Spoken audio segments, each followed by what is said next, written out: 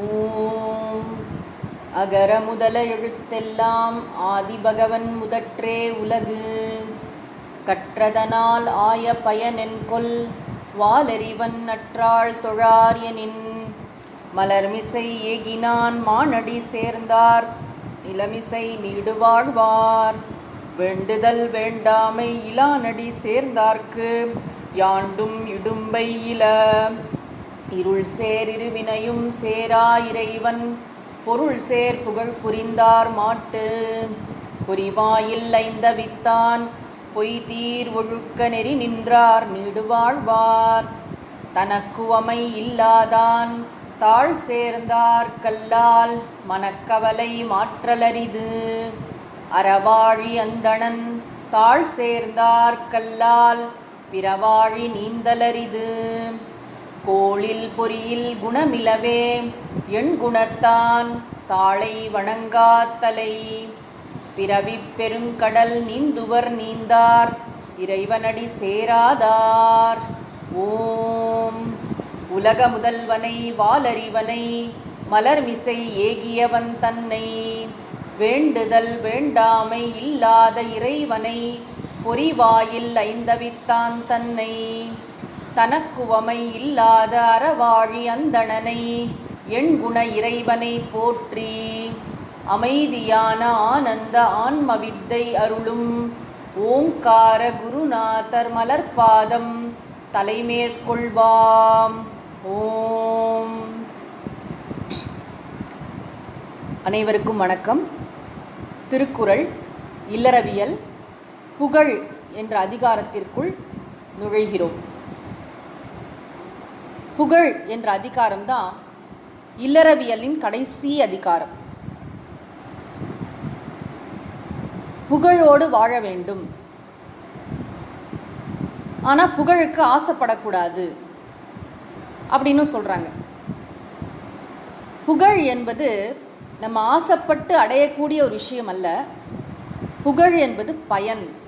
என்ன பயன் அப்படின்னு கேட்டால், இப்போ இல்லறவியலில் நிறைய அறங்களை திருவள்ளுவர் நமக்கு உபதேசித்தார்.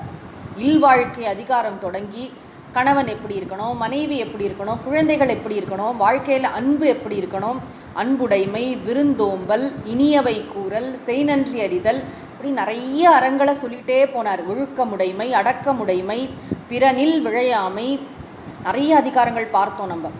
இதெல்லாம் நம்ம கடைப்பிடித்து கொண்டே வந்தால், வாழ்க்கையில் அறங்களை கடைப்பிடிக்க கடைசியாக எங்கே முடித்தார்?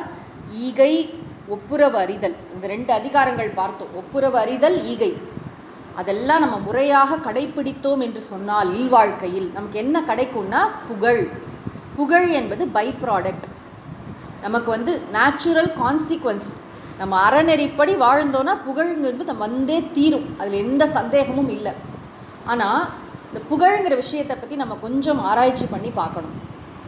நம்ம எல்லாருக்குமே புகழ்ங்கிற விஷயம் பிடிக்கும். நம்மளை யாராவது ஒரு நம்மக்கிட்ட இருக்கிற ஒரு நல்ல குவாலிட்டியை பார்த்து பாராட்டினாங்க, மனம் திறந்து பாராட்டினாங்க, ஏதோ ஒன்று சொன்னாங்கன்னா நமக்கு ரொம்ப பிடிக்கும். புகழ் பிடிக்காதவங்க அப்படின்னு யாருமே இருக்க மாட்டாங்க இந்த உலகத்தில். புகழ் என்பது நம்ம எல்லாருக்குமே ரொம்ப பிடிக்கும். அது என்னென்னா ஒரு இன்சென்டிவ் மாதிரி, இன்னும் நன்றாக செய்ய வேண்டும் என்பதற்கு ஒரு உற்சாகமாக நம்ம அந்த புகழை எடுத்துக்கிறோம், ரொம்ப பாசிட்டிவாக. புகழ் என்பது யாருக்கு தான் பிடிக்காது? ஒரு குழந்தைக்கு பிடிக்கும், பெரியவங்களுக்கு பிடிக்கும், எல்லாருக்குமே பிடிக்கும். வளவளவளன்னு என்ன சொல்கிறது, ரொம்ப ஃப்ளாட்ரிங்னு சொல்லுவாங்கள்ல, அது மாதிரி முகத்துக்கு நேராக அளவுக்கு அதிகமாக ஸ்துதி பண்ணும்போது பிடிக்காது. ஆனால் ஜென்யூனாக, ரொம்ப உண்மையாக நாம் செய்கின்ற ஒரு விஷயத்தை யாராவது பாராட்டும் போது நமக்கு அது பிடிக்கும். புகழ் நம் மனதிற்கு ஒரு பக்குவத்தை கொடுக்கும். இது ரொம்ப மனோதத்துவ ரீதியான ஒரு விஷயம். நல்லா கவனித்து பார்த்தீங்கன்னா, யார் ஒருத்தங்க புகழை நன்றாக அனுபவித்திருக்கிறார்களோ அவர்களால் தான் புகழை கடந்து செல்ல முடியும். யாராவது புகழ்ந்திருந்தால் தான் என்னால் இன்னொருத்தவங்களை புகழக்கூட முடியும். இதுவும் ரொம்ப முக்கியமான ஒரு விஷயம். அந்த புகழ்ங்கிறத அனுபவிச்சு அன்பு மாதிரி தான். இப்படி நம்மக்கிட்ட அன்பாக நடந்துக்கிட்டாங்கன்னு வச்சுக்கோங்களேன், நம்மளும் எல்லாருக்கிட்டையும் அன்பாக நடந்துப்போம். இது ஒரு செயின் மாதிரி. இப்போ ஒரு மாமியார் இருக்காங்க, அவங்க மருமகளை ரொம்ப அன்பாக நடத்துகிறாங்கன்னு வச்சுக்கோங்களேன். நீங்கள் கவனித்து பார்த்தீங்கன்னா 2 காரணம் இருக்கும். ஒன்று இவங்க மாமியார் இவங்களை அது மாதிரி அன்பாக நடத்தியிருப்பாங்க, அது ஒரு விஷயம். சில சமயங்கள்லேருந்து அவங்க நல்லா நடத்தலை, ஆனால் நானாவது என் மருமகளை நல்லா நடத்துகிறேன், அப்படி ஒரு புரிதல் இருக்கும். ஆனால் பெரும்பாலும் நாம் உலகத்தில் நாம் பெறுகிறோமோ அதைத்தான் நம்மால் கொடுக்கவும் முடிகிறது. இது ஒரு நியத்தி. புகழ் அப்படிங்கிற விஷயம் நம்ம எல்லாருக்கும் பிடிச்சிருக்கு. சாஸ்திரம் என்ன செய்கிறது என்று கேட்டால், புகழுக்கு வேணும்னு பிரார்த்தனை பண்ணு அப்படின்னு சொல்கிறது. எனக்கு புகழ் வேண்டும், தப்பே கிடையாது. எப்படிப்பட்ட புகழ்? இவன் தர்மவான், இவன் அறத்தை கடைப்பிடிப்பவன் என்ற புகழ் எனக்கு வேண்டும். யாரோ ஊரில் போகிறவன் குப்பனும் சுப்பனும் என்னை பாராட்டணும்னு அவசியம் இல்லை. ஆனால் பெரியோர்கள், சான்றோர்கள், அறிவில் சிறந்த, ஒழுக்கத்தில் சிறந்த பெரியோர்கள் என்னை பாராட்டணும், அவர்கள் புகழும்படி நான் வாழணும். அவங்க புகழாட்டி கூட பரவாயில்ல, அவங்க இகழற மாதிரி நான் வாழக்கூடாது. இந்த ஒரு பொறுப்புணர்வு. நம்மளாம் என்ன செய்கிறோன்னா, தனித்தனியாக உலகத்தில் அப்படி வாழறதில்லை. எப்படி மேயறதுக்கெலாம் போனாலும் கன்றுக்குட்டிகள்லாம் எப்படி திரும்ப பசுக்கிட்ட வருமோ, அது மாதிரி நம்ம கடவுளை சார்ந்து, பெரியோர்களை சார்ந்து தான் வாழறோம். ஏதாவது வாழ்க்கையில் தப்பாக போச்சுன்னா அங்கே தான் போய் நிற்கிறோம். ஆக நம்ம யாரை நம்ம ஒரு மென்டராக, ஒரு பெரியவராக, கைடாக, குருவாக வச்சுருக்கோமோ, அவர்களுக்கு அவர்கள் ஒப்புக்கொள்ளாத விஷயங்களை நம்ம செய்ய தயங்கணும் இல்லையா? ஆக அவங்க புகழற மாதிரி வாழணும். இவன் ரைட் ட்ராக்கில் தான் போகிறான், இவன் சரியான பாதையில் செல்கிறான், இவன் தர்மவான் அப்படின்னு அந்த பெரியவர்கள் புகழற மாதிரி நான் வாழணும் அப்படின்னு ஒரு பிரார்த்தனையே இருக்குது. எதுக்கு பிரார்த்தனை பாருங்கள். எனக்கு 3 உலகத்திலும் எனக்கு புகழ் வேண்டும். எப்படிப்பட்ட புகழ்?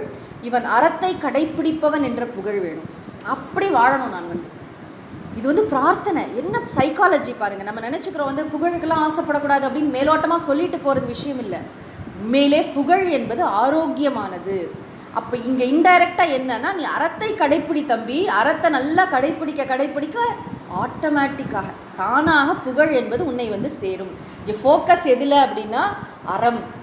நீ தர்மத்தை கடைப்பிடிச்சேன்னா நிச்சயமாக உனக்கு புகழ் வந்தே தீரும். ஆக நம்ம எந்த இடத்துல திருவள்ளுவர் அழகாக நம்மளை இந்த ஃபோக்கஸ் பண்ணுறாரு, வழி நடத்தி கூட்டிகிட்டு போகிறாருங்கிறத கவனிக்கணும். புகழ்னா ஆஹா என்ன எல்லாரும் புகழுங்க அப்படின்னு அர்த்தம் இல்லை. சுவாமிஜி கிட்ட யாரோ ஒருத்தர் வந்தார். ஒரு தடவை சுவாமிஜி உங்களுக்கு ஒரு பாராட்டு விழா நடத்தணும் அப்படின்னு சொன்னார். சுவாமிஜி சொன்னாங்க, நான் அப்படி ஒன்றும் பெருசாக ஒன்றும் பண்ணலையே, நீங்கள்லாம் பாராட்டு விழா நடத்துகிற அளவுக்கு நான் என்ன செஞ்சுட்டேன், நானும் ஏதோ கொஞ்சம் சனாதன தர்மத்துக்கு சேவை பண்ணிகிட்ருக்கேன் அப்படின்னு சுவாமிஜி சொன்னாங்க. சுவாமிஜினா அடியனுடைய குரு ஓங்காரானந்த சுவாமிஜி. அப்போ அவர் சொன்னார், இல்லை சுவாமிஜி, நீங்கள் எப்பேற்பட்ட காரியம் பண்ணியிருக்கீங்க, நீங்கள் நிறைய பண்ணியிருக்கீங்க சுவாமிஜி, நீங்கள் சமஸ்கிருதம் தமிழ் எல்லாத்தையும் அழகாக ஒன்றிணைச்சு திருக்குறள் பேசுகிறீங்க, உங்களை மாதிரி யாரும் உண்டு, அதனால் நீ கண்டிப்பாக ஒரு பாராட்டு விழா நடத்தியே தீரணும் அப்படின்னோடனே சுவாமிஜியும் அதனால ஏதாவது நல்லது நடக்குமோ அப்படின்னு நினச்சிக்கிட்டு சரி பார்க்கலாம் அப்படிங்கிற மாதிரி சொன்னாங்க. உடனே அந்த வந்த மனிதர் அதுக்கு ஒரு 10 லட்சம் ரூபாய் செலவாகும் சுவாமிஜி, நாங்கள் ஏற்பாடெல்லாம் நாங்கள் பண்ணிடுறோம், ஆனால் பணம் நீங்கள் கொடுக்கணும் அப்படிங்கிற மாதிரி சொன்னார். அப்புறம்தான் எங்களுக்கெல்லாம் புரிஞ்சுது, இது ஒரு ஈவெண்ட் மேனேஜ்மெண்ட் மாதிரி பண்ணுறாங்க. அதாவது உங்களுக்கு பாராட்டு விழா நடத்துகிறோம், ஆனால் உங்கள் பணத்துலேருந்தே நடத்துவோம். புரியுதுங்களா? ஏன்னா நிறைய பேருக்கு இந்த பவர் ஹங்க்ரி மாதிரி இது ஒரு ஃபேம் ஹங்கர். இது புகழுக்கான ஒரு தாபம். ஐயோ நம்மளை யாருமே புகழ மாட்டேங்கிறாங்களே, ஏதாவது ஒன்று பண்ணணுமே, சரின்னு பணத்தை கொடுத்து போஸ்ட் ரெடி, எனக்கு ஒரு பாராட்டு விழா நடத்து அப்படின்னு உலகத்தில் ஆட்கள் இருக்காங்கன்னு தெரியுது. அப்புறம் சுவாமிஜி அதை அப்படியே ஸ்டாப் பண்ணிட்டாங்க. இல்லைங்க அப்படிலாம் வேண்டாம், பணம் கொடுத்து பாராட்டு விழா நடத்தலாம் வேண்டாம், அதை பின்னாடி நடக்கட்டும்னு சொல்லிட்டு அதை இது பண்ணிட்டாங்க. எதுக்கு சொல்கிறேன்?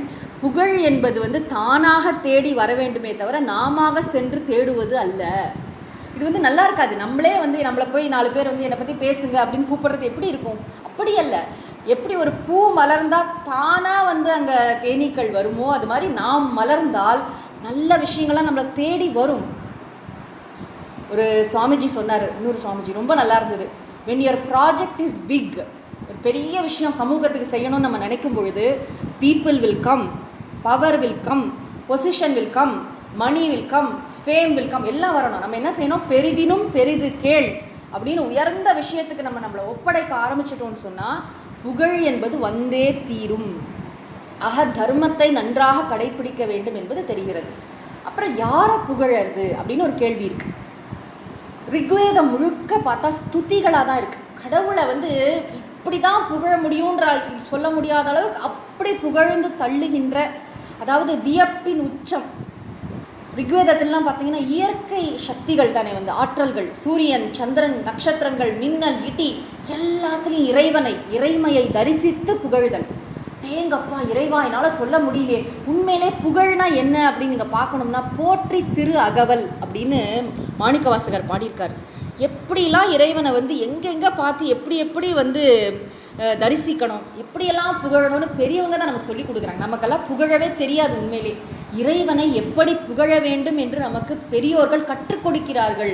வேதங்கள் கற்றுத்தருகின்றன, சாஸ்திரங்கள் கற்றுத்தருகின்றன. அந்த ஒரு ஸ்லோகம் சொல்லுவாங்களே, சிவ மகிம்ன ஸ்தோத்திரம்னு இருக்குது. அதாவது உலகத்தில் இருக்கிற அந்த இந்த எல்லாத்தையும், இந்த பூமியையே வந்து ஒரு தாளாக மாற்றி, அப்புறம் அந்த கடல் நீரையே ஒரு மையாக கொண்டு நான் சரஸ்வதி தேவியே வச்சு எழுதினா கூட இறைவனின் திருப்புகழை சொல்லி முடிக்க முடியுமா? அந்த இடத்துல பார்த்தீங்கன்னா அதுக்கு மேலே சொல்ல முடியலையே, எனக்கு இன்னும் இருக்குது, ஆனால் எனக்கு இவ்வளோதானே சொல்ல முடியுது. அப்படி புகழ புகழ என்னாகும்னா நம்முடைய மனம் பறந்து விரியும். நாம் யாரை புகழணும்னு கேட்டால் கடவுளை அப்படி புகழணும். இருள் சேர் இருவினையும் சேரா இறைவன் பொருள் சேர் புகழ் புரிந்தார் மாட்டு. நம்ம வந்து கடவுள் வாழ்த்தில் 5வது குறட்பால பார்த்தோம். ரொம்ப நாள் ஆச்சு பார்த்து. இறைவனை பொருள் சேர்ந்த புகழ் மொழிகளால் அப்படின்னா என்ன? தேவாரம், திருவாச்சகம், பகவத்கீதை, லலிதா சஹஸ்ரநாமம், விஷ்ணு சஹஸ்ரநாமம், நாராயணியம், பாகவதம், இதெல்லாம் எப்பேற்பட்ட ஸ்துதிகள் இருக்குது. பகவத்கீதையில் கூட இருக்குது ஸ்துதி. அந்த மாதிரி துதிகள் எல்லாம் சொல்லி நம்ம வந்து இறைவனை போற்றி துதித்தால் பொருள் சேர், நல்ல அர்த்த புஷ்டி உள்ள அந்த வாக்கியங்களை கொண்டு நம்ம இறைவனை புகழ்ந்தால் நமக்கு என்ன ஆகும்னா, இருள் சேர் இருவினையும் சேரா. இந்த உலகத்தில் நாம் செய்த புண்ணிய பாபங்களின் பயனான, அதாவது நல்வினை தீவினைன்னு சொல்கிறோம் இல்லையா, அதன் பயனான இன்ப துன்பங்கள் நம்மை தாக்காது. ரொம்ப இம்யூன் ஆகிடுவோம். வாழ்க்கையில் என்ன கஷ்டம் வந்தாலும் ஒன்றும் உரைக்காது, என்ன சந்தோஷம் வந்தாலும் துள்ளி குதிக்க மாட்டோம். நம்ம பாட்டுக்கு நம்ம வேலையை பண்ணிட்டு ஆனந்தமாக இருக்கும். இந்த உலகம் பெரிதாக நம்மை பாதிக்காது, பெரிதாக நம்மை அச்சுறுத்தாது. அப்படியே லைட்டாக வந்து வாழ்க்கை நடக்கிறதே தெரியாத மாதிரி போகும். இறைவனிடம் மனதை வைத்தால், ஒவ்வொரு நாளும் இறைவனை வாயார புகழ்வதற்கு நேரம் ஒதுக்கினால், சுவாமிஜி இன்னொரு அழகான பொருளும் அங்கே சொன்னாங்க, அதை நான் அது வகுப்பில் சொல்லியிருக்கேன். இருள் சேர் இருவினையும் சேரா என்பதற்கு சுவாமிஜி கொடுக்கக்கூடிய விளக்கம் என்ன அப்படின்னா, பிறருடைய இகழ்ச்சியும் புகழ்ச்சியும் நம்மை பாதிக்காது. இகழ்ச்சினா என்ன? திட்டுறாங்க, திட்டினா ஓன்னு உட்காந்து அழறது, 4 பேர்கிட்ட சொல்லி புலம்புறது, என்ன போய் அப்படி சொல்லிட்டானே அப்படின்னு நினைக்கிறது. டசன்ட் மேட்டர், என்ன வேணால் சொல்லிட்டு போப்பா, நான் எனக்கு பண்ணுறது சரின்னு தெரிஞ்சால் நான் பண்ணுவேன். ஏதாவது தவறு இருந்தால் திருத்திக் கொள்வேன். ஆனால் நீ வேணுன்ட்டே குறை சொல்கிறதுக்காக வந்து சொன்னேன்னா அதனால் நான் சிறிதளவு கூட பாதிக்கப்பட மாட்டேன். அந்த மன உறுதி. பக்தினா என்ன? நோஞ்சானா இருக்கிறதா, அழுதுகிட்டே இருக்கிறதா, பயந்துட்டு இருக்கிறதா? கிடையவே கிடையாது. உண்மையான பக்தன் பயப்பட மாட்டான், உண்மையான பக்தன் துடிக்க மாட்டான். அவன் என்ன செய்வானா, அவன் எப்பயும் இறைவனில் திளைத்திருப்பான். அதனால் இதெல்லாம் அவனுக்கு ஒரு பொருட்டாகவே இருக்காது. சரி, யாரோ ரொம்ப புகழறாங்க, மாலையாக போடுறாங்க, பாத பூஜையே செய்கிறாங்க, பெரிய பொறுப்பெல்லாம் கொடுக்குறாங்க, என்ன பண்ணாலும் அதனால் நாட் பீன் கேரிட் அவே. அவங்க சொல்லிட்டாங்கன்னா அப்படியே அதெல்லாம் உண்மைன்னு நம்பி அதில் மனம் மயங்கவும் செய்யாது. அது ஏதோ உண்மை இருந்தால், அதனால தான் நம்ம பெரியவங்கெல்லாம் பார்த்திங்கன்னா ரொம்ப அழகாக அந்த புகழை ஹேண்டில் பண்ணுவாங்க. இப்போ ஒரு பெரியவங்க பேசிட்டு இறங்கும் பொழுது ரொம்ப நல்லா இருந்ததுன்னு எல்லாரும் பேசினா, அப்படியா கிருஷ்ணார்ப்பணம் அப்படின்னா என்ன? கடவுளுக்கு அர்ப்பணம். இறைவனுடைய அருளால் நான் பேசினேன், கிருஷ்ணார்ப்பணம், ராமார்ப்பணம், அப்படி தான் சொல்லுவாங்க. சிவார்ப்பணம், நான் பேசியதில் ஏதாவது நல்ல விஷயங்கள் இருந்து உங்களுக்கு அவை பயன் தந்தது எனில் அது என் குருவை சேர்ந்தது. சுவாமிஜி சொல்வார். ஏதேனும் தவறுகள் இருப்பின் அது என்னை சேர்ந்தது. அந்த ரெஸ்பான்சிபிலிட்டி எடுத்துக்கிறோம். ஆக இதெல்லாம் யார் பேச வைக்கிறாங்க? நம்மளே பேசிட்டோமா? நம்ம பெரிய பெர்ஃபார்மரானா கிடையாது. நம்ம வாயிலேருந்து ஒரு சொல் வரணும்னு சொன்னால் அதுக்கு இறை அருள் தேவை, இறைவனின் தூண்டுதல் தேவை. இறைவன் உள்ளே இருந்து பேசுகிறார். இறைவன் வந்து திடீர்னு ஒரு நிமிஷம் மெமரி லாஸ் ஆச்சுன்னா என்ன ஆகும்? யாரால் பேச முடியும், யாரால் பாட முடியும்? மூக்கம் கரோத்தி வாச்சாலம். கீதையோட தியான ஸ்லோகத்தில் பார்க்குறோம். இறைவன் என்ன செய்வார்னா, வாய் பேச முடியாதவனை பேச வைப்பார், நல்லா பேசுகிறவனை பேச விடாமல் செஞ்சுருவார், எல்லாம் பண்ணுவார். இப்போ சர்வ வல்லமை படைத்த அந்த இறைவனை நினைத்து அந்த இறையருளால் நான் பேசுகிறேன், இறையருளால் என் உள்ளத்தில் கருத்துகள் தோன்றுகின்றன, இறையருளால் நான் அதை பகிர்ந்து கொள்கிறேன். இந்த ஆட்டிடியூட் ரொம்ப முக்கியம். இதோடு இருந்தால் தான் வாழ்க்கையில் நம்ம இந்த புகழெல்லாம் மாட்டிக்காமல் இருக்க முடியும். ஆரம்பத்திலே சொன்ன மாதிரி புகழ் என்பது நம் மனதை பக்குவப்படுத்தும், வாழ்க்கையில் இன்னும் நல்லா பண்ணணுங்கிற உற்சாகத்தை கொடுக்கும். வாழ்ந்தால் அப்படி புகழோடு வாழணும் என்பது ரொம்ப முக்கியமான ஒரு விஷயம். க்ஷத்திரியர்களுக்கு முக்கியமாக, அரசர்கள், அந்த காலத்து அரசர்கள், தலைவர்கள், அவங்களுக்குலாம் வந்து புகழ்ங்கிறது அவ்வளோ முக்கியமான ஒரு எலிமெண்ட். புகழுக்காக வாழணும். அதாவது கிருஷ்ணரே சொல்கிறார் கீதையில் வந்து, உனக்கு வந்து நீ இந்த போரை பண்ண மாட்டேன்னு ஒருவேளை அர்ஜுனா நீ பின்வாங்கி ஓடினா என்று சொன்னால் உனக்கு இகழ் வந்து சேரும். அகீர்த்தின் சாப்பி, அது இகழ் வந்தது என்று சொன்னால் என்ன தெரியுமா? மரணாததி ரிச்சியத்தே, அது வந்து மரணத்தை காட்டிலும் உனக்கு துன்பத்தை தரும். ஒரு சத்திரியன் வந்து இகழ்ச்சியோட வாழவே கூடாது. மற்றவன் காரி துப்புற மாதிரி வாழக்கூடாது. நெஞ்சில் அம்பை வாங்கி வீர மரணம் அடைஞ்சா உனக்கு சொர்க்கம் கிடைக்கும். ஒருவேளை போரில் ஜெயிச்சிட்டேன்னு சொன்னால் ராஜ்யம் கிடைக்கும். ஒன்று ராஜ்யம் இல்லைன்னா சொர்க்கம், அவ்வளோதான். புற முதுகிட்டு ஓடி முதுகில் அம்பு, நம்ம நிறைய இந்த கதைகள்லாம் கேட்டிருக்கோம் சின்ன வயசில். முதுகில் அம்பு பாயறதுங்கிறத ஒரு அவமானமாக நினைத்தார்கள் நம் பழந்தமிழர்கள் இல்லையா? ஆக இது ரொம்ப முக்கியமான விஷயம். புகழோட வாழணும்னா வீரத்தோட வாழ. சத்திரியனுக்கு அப்படி அந்த காலத்தில் புலவர்கள்லாம் வந்து பாடுவாங்க. இதை பற்றி கூட நம்முடைய சிந்தனையை நாம் சீர்படுத்தி கொள்ள வேண்டிய ஒரு அவசியம் இருக்குது. நம்மளாம் என்ன நினச்சிட்டு இருக்கோம்னா, புலவர்லாம் ரொம்ப ஏழைகளாக இருப்பாங்க, அவங்களுக்கு வந்து சாப்பாடே இருக்காது, அதனால இந்த சாப்பாடு வேணும் அப்படிங்கிறதுக்காக இவங்க போய் அரசர்களை புகழ்வாங்க. அரசர்களும் உடனே ஈடு சிரிச்சுட்டு இவங்களுக்கு வந்து பொற்கிழி குடிப்பாங்க. இது வந்து ரொம்ப ரொம்ப டைல்யூட்டட் வெர்ஷன். உண்மையிலே என்னென்னா, சங்க தமிழ் பாடல்கள்லாம் படித்து பார்த்தா அந்த புலவர்கள் வந்து ஒரு சமூக பொறுப்புணர்வோடு நடந்து கொண்டிருக்கிறார்கள். அவங்களுக்கு வந்து ஒரு என்ன சொல்கிறது, அரசருக்கு வந்து நல்ல புத்திமதியெலாம் சொல்லியிருக்காங்க. பாட்டு அப்படிங்கிற பேரில் இதுக்குள்ளே பார்க்க போகிறோம். நம்ம புகழ் அதிகாரத்திலேயே இதுக்கான குறிப்புகள்லாம் இருக்குது. அதாவது ஒரு அரசனை போய் பார்க்கும்பொழுது, உங்கள் தாத்தா எப்பேற்பட்டவர் தெரியுமா, எப்பேற்பட்ட பராக்கிரமம் செஞ்சுருக்காங்க தெரியுமா, பெரிய பெரிய அரசர்கள்லாம் அப்படி வாழ்ந்திருக்காங்கன்னு சொல்லி உற்சாகப்படுத்தி, ஓ மன்னா நீயும் அதை போன்று வாழ்ந்து பெரும் புகழோடு வாழ கடவாய் அப்படின்னு சொல்லி தான் புகழ்வாங்க. அந்த புலவரின் பாட்டை கேட்டால் அந்த அரசருக்கு வந்து உற்சாகம் பிறக்கும். கர்வம் தலைக்கு ஏறுறதில்ல, உற்சாகம் பிறக்கும். ஆஹா, பெரியவங்களாம் அப்படி வாழ்ந்திருக்காங்களா, நான் இன்னும் சிறப்பாக வாழணும். ஏன்னா மனித மனம் தானே, சோர்ந்து போகிறது இயற்கை தானே. திடீர்னு பார்த்தா நல்லா போயிட்டே இருக்கும், திடீர்னு நமக்கு ஒரு மனச்சோர்வு வரும். அதே மாதிரி தான் தலைவர்களுக்கு, பெரிய பெரிய அரசர்களுக்கெல்லாம் கூட நிகழ்ந்திருக்கும். அந்த மாதிரி நேரத்தில் அவர்களை ஊக்கப்படுத்துகின்ற ஒரு விஷயமாக இந்த புலவர்கள் பேசியிருக்காங்க அப்படிங்கிறது நல்லா தெரியுது. அது மாத்திரம் இவங்களுக்கு பணம் வேணுங்கிறதுக்காக போய் புகழ்ந்தாங்கன்னு அதை கொச்சைப்படுத்த வேண்டாம், அப்படியும் இருக்கக்கூடும். ஆனால் பெரும்பாலும் இந்த புலவர்கள், ஔவையார் போய் என்ன அழகாக பேசுகிறாங்க பாருங்கள். அந்த பாரி மகளிர் அழைச்சிட்டு போகிறாங்க, நீ உங்களை கல்யாணம் பண்ணிக்கணும், என்ன அழகான பாடல் அது. அந்த சங்க பாடலை படித்து பார்த்தா தான் தெரியும். நம்ம வந்து என்ன அழகாக வழி நடத்துகிறாங்க அவரை வந்து. இவங்களை வந்து அதாவது சும்மா போய் இந்த மாதிரி கல்யாணம் பண்ணிக்கோ அப்படி சொல்லலை, வந்து ரொம்ப அழகான பாடல் அந்த பாடல் வந்து. அது மாதிரி நிறைய சங்க புலவர்கள்ட்ட நம்ம இந்த ஒரு குவாலிட்டியை பார்க்க முடியும். ஆக யாரை புகழணும்னு கேட்டால், முதல்ல இறைவனை புகழ வேண்டும். புகழ புகழ நம்ம மனசு பறந்து விரியும். நல்ல நல்ல வார்த்தைகள்லாம், நமக்கு வார்த்தைகள் தேடி நம்மளே கவிதைகள் எழுதலாம், நம்மளே உயர்ந்த சிந்தனைகள்லாம், இறைவா உனக்கு இது அர்ப்பணம், பூமாலை மாதிரி பாமாலை சாற்றலாம். இல்லை எனக்கு பாடவே வரல, எனக்கு அவ்வளோ கற்பனா சக்திலாம் இல்லை, என்னால் வந்து அவ்வளோ யோசிக்க முடியாதுன்னு எடுங்க தேவாரம், திவ்ய பிரபந்தம் என்ன பண்ணி வச்சுருக்காங்க. அடேங்க அப்பா, எப்படிலாம் புகழ்ந்திருக்காங்க கடவுளை, இப்படி கூட சொல்ல முடியுமா, இப்படி கூட சொல்ல முடியுமா அப்படின்னு ஆச்சரியப்படுவோம். அவங்களுடைய கவிதை அழகாகட்டும், அவங்க வந்து கடவுளை பார்க்குற பார்வையாகட்டும் அவ்வளோ அழகாக இருக்கும். நம்முடைய மனம் பறந்து விரியும் இறைவனை புகழ புகழ. நம்முடைய சொற்களை கொண்டோ அல்லது பெரியோர்களின் சொற்களை கொண்டோ.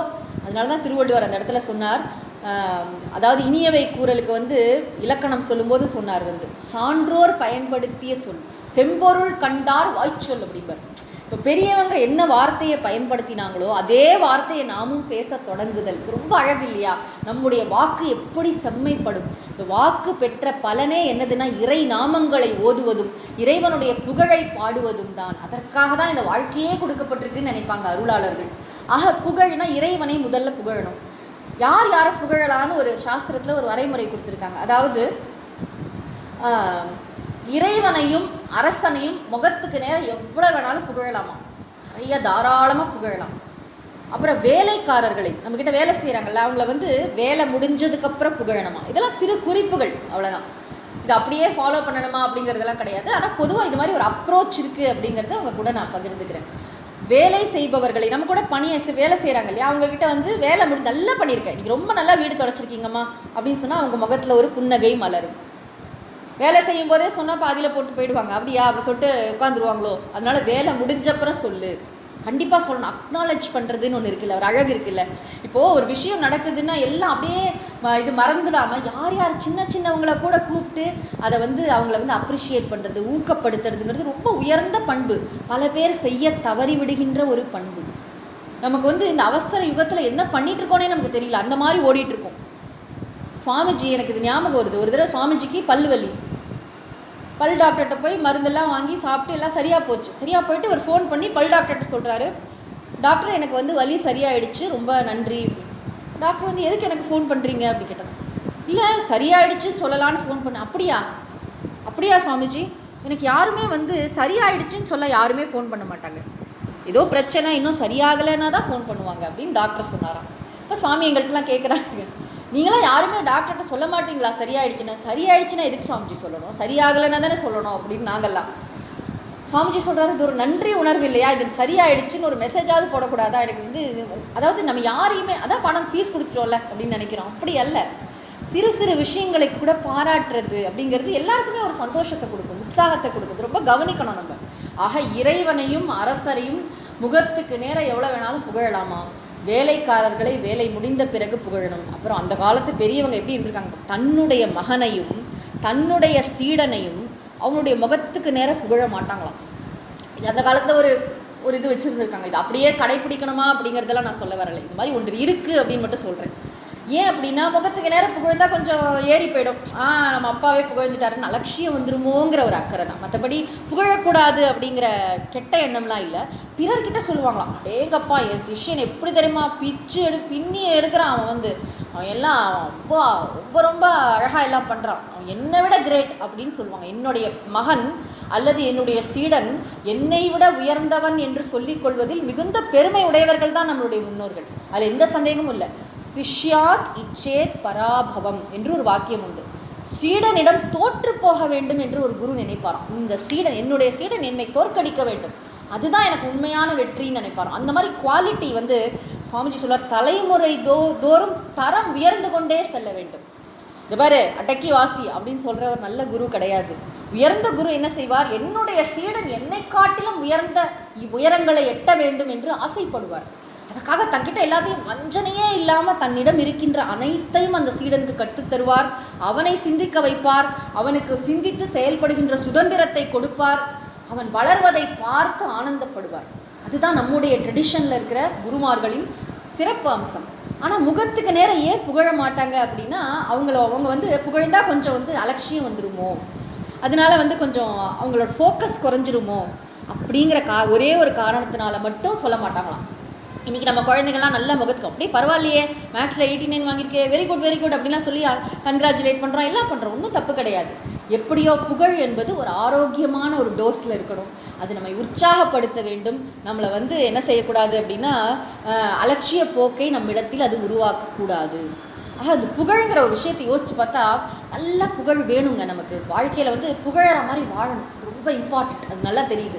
ஆனால் அந்த புகழுக்காக ஏங்கக்கூடாது. என்னை யாராவது புகழுங்களே அப்படின்னு பிச்சை கேட்கக்கூடாது.